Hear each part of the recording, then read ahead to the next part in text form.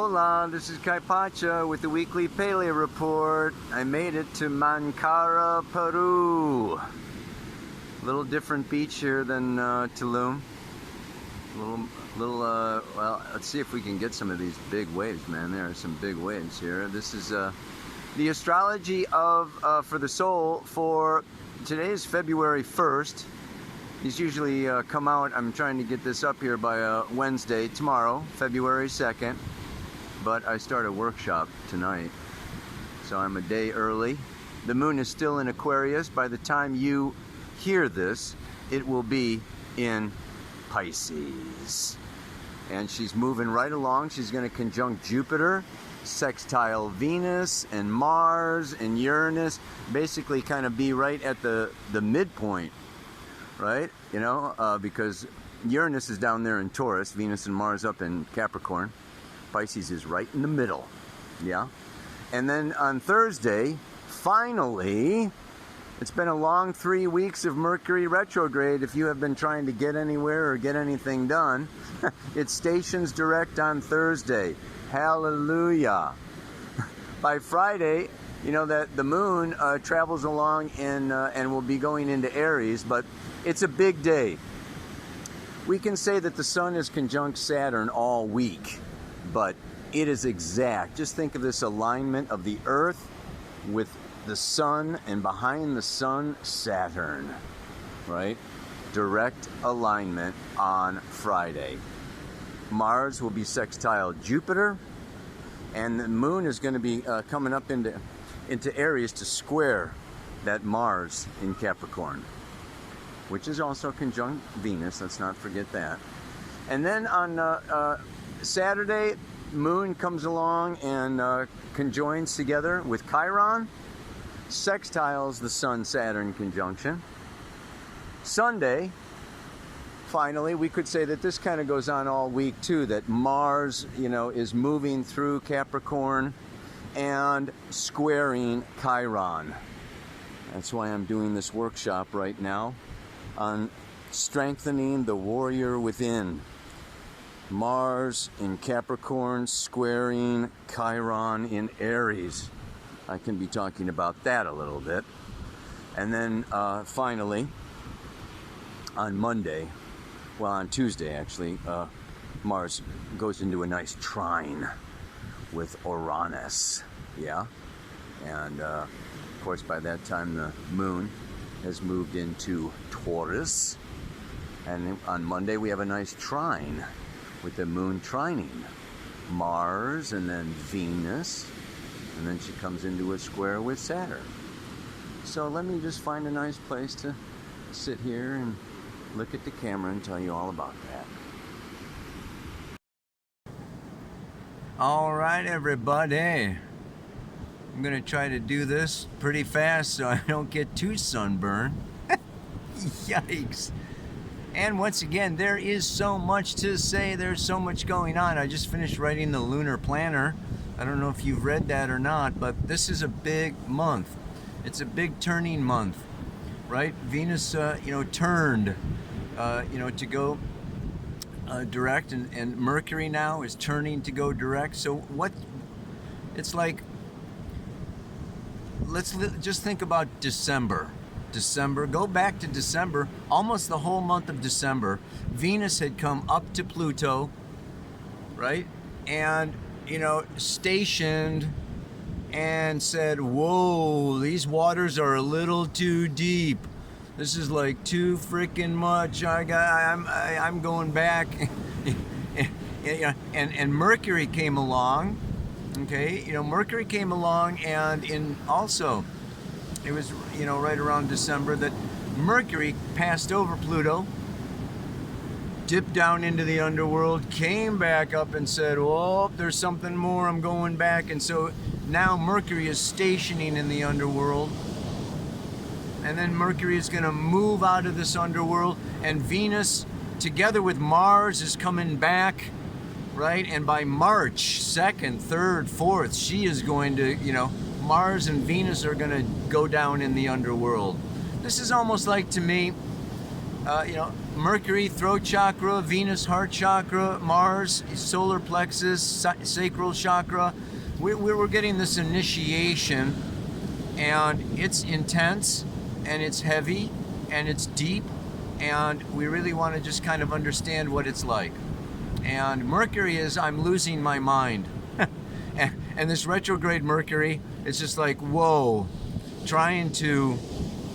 Mercury, Pluto can be obsessive compulsive, like I can't stop thinking about this. It can also be confrontation with external authorities.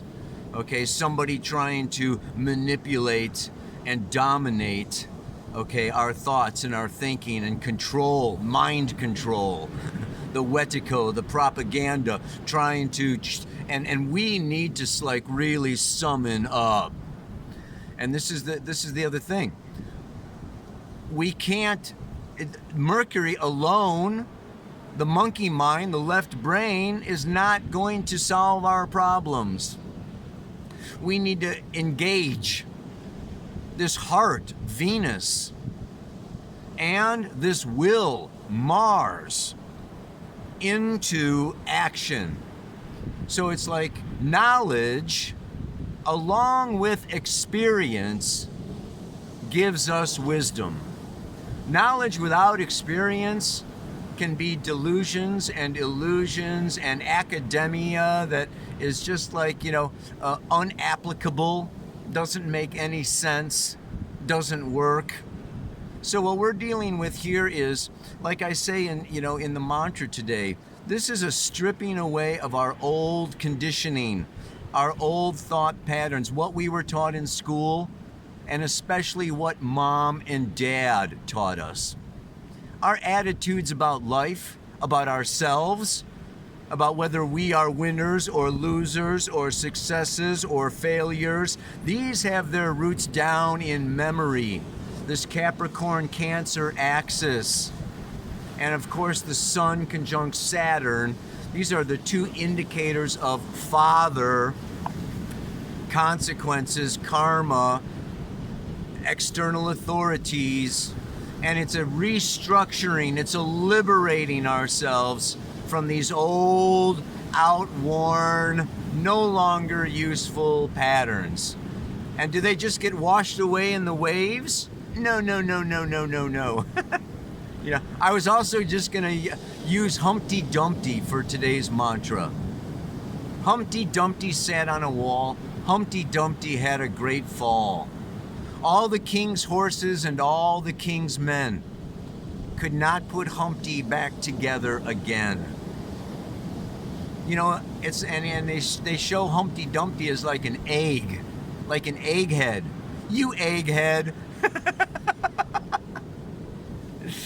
And when our realities fall apart, what we thought was true or real, or who we thought we were, or our plans, where we thought we were going, or what we would achieve over these last couple years, and looking ahead, where our goals and everything, and it all just comes crashing down. And it cannot be put back together again. We are no longer the same after an initiation. We are no longer the same as we grow up. We're no longer kids. We're no longer dreaming. We're no longer naive. We're no longer taking things for granted or having these high, expectations of life and ourselves. And so, thank God, Venus and Mars, the heart and the will, are coming. Boom, boom, boom, boom, boom. And then the other image that I got for this Venus is I'm not really one for horror movies, but just think of the old horror movies where, the young girl is in the house and it is stormy and there's a monster out in the forest.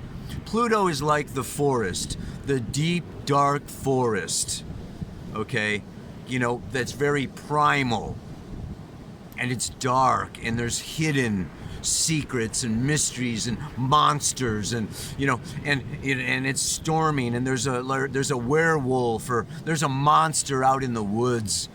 Okay, but she ventures out of her house.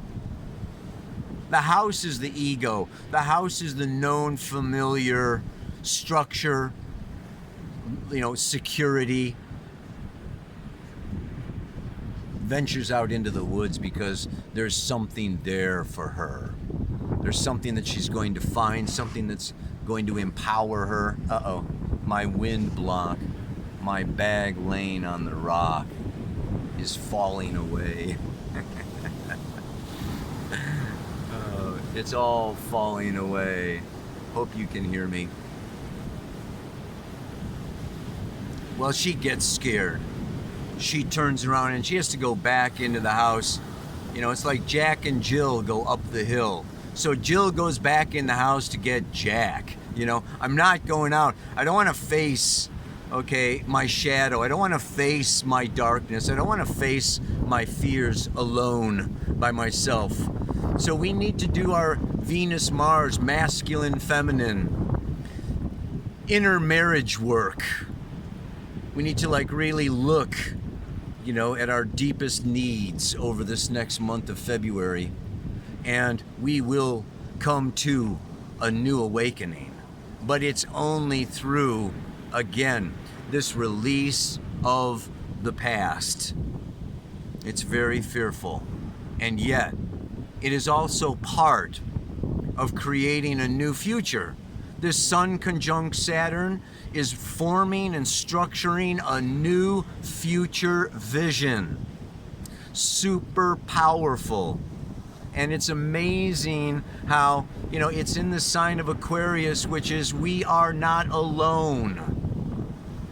And we are going through this together. I'm doing a workshop with a group of people. And it's it's really amazing. I got to read you the Sabian symbol for this. It's fantastic. It is so powerful for what's going on now out in the big bad world. A big businessman. Yeah? A big businessman at his desk. The ability to organize the many aspects of an enterprise involving a large group of human beings. And whether it is the truckers driving through Canada to Washington, D.C. in the United States, or to Brussels over there in Europe, it's this organization of large groups of people. It's a movement. A great deal of what is glowingly written about the Aquarian age is probably sheer glamour. The new age should be one in which we learn to use the power generated by human togetherness and group interplay. That is, to use it harmoniously for the welfare of the whole, of which all individuals are parts. Humanity and the planet Earth. This has never been achieved and only very rarely attempted. Mankind today must make a thorough and irresistible attempt, or be nearly destroyed, except for a creative remnant of seed persons who would have to begin again from new foundations.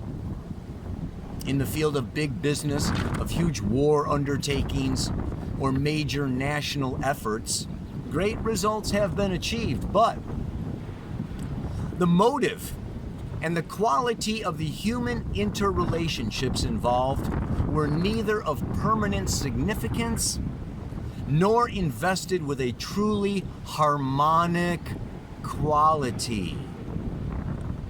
The character of the techniques used were totally unsatisfactory from a human point of view. You get this? It's like Aquarius teaches us it's the opposite of Leo, the king or the queen. Aquarius is nobody gets there first because we are all one. It's the quantum field. And nobody gets to the top. And they get to the top, they have to turn around and serve, heal, raise the consciousness of others. So we're not here, we're not on a solo planet. And the age of Aquarius is about really coming together collectively. Not being dominated by some totalitarian external government force, but each of us together working in harmony, and not only harmony with human beings, but with nature, the forces of nature approaching me rapidly. The tide is coming in, baby. Oh my God. So yeah, we need to we can go back and forth with this Mercury monkey mind, okay, and really can't make up our minds. We go back and forth, Gemini, Libra, these air signs that are maybe this, maybe that, hanging out on the fence, and when we're disconnected. But when we come down in Mars square Chiron, we need to heal this instinctive life, this gut, our will. We know. When you're out of touch with your feelings, you don't know. But your feelings know. Your gut knows. So this is a time of dropping down, dropping in, getting off the fence. Saturn, Sun says decide, choose. You cannot make a wrong choice. Just choose. Choose with your gut. Trust your gut. This is healing in and of itself. Ow! Yeah! So what is it, man? I'm stripping away old thoughts and beliefs that no longer make any sense. You know what I mean? I'm bumping into a whole bunch of them, man. It does, it's not working. When your thoughts or your attitudes or the choices you've made, they're not. You need to make a new choice. You need to go a different way. You need to let go of what you thought and change your mind. It's all right to change your mind. Nature changes her mind. The weather, the clouds come, the weather changes. It all moves on. As it's time to create a life I love and not be sitting on this fence. And not be sitting on this fence. That's not what I wrote, but yeah. I'm stripping away old thoughts and beliefs that no longer make any sense, as it's time to create a life I love and stop sitting on this fence. Yeah. Get off the fence, man. Namaste. Aloha. So much love. Ow!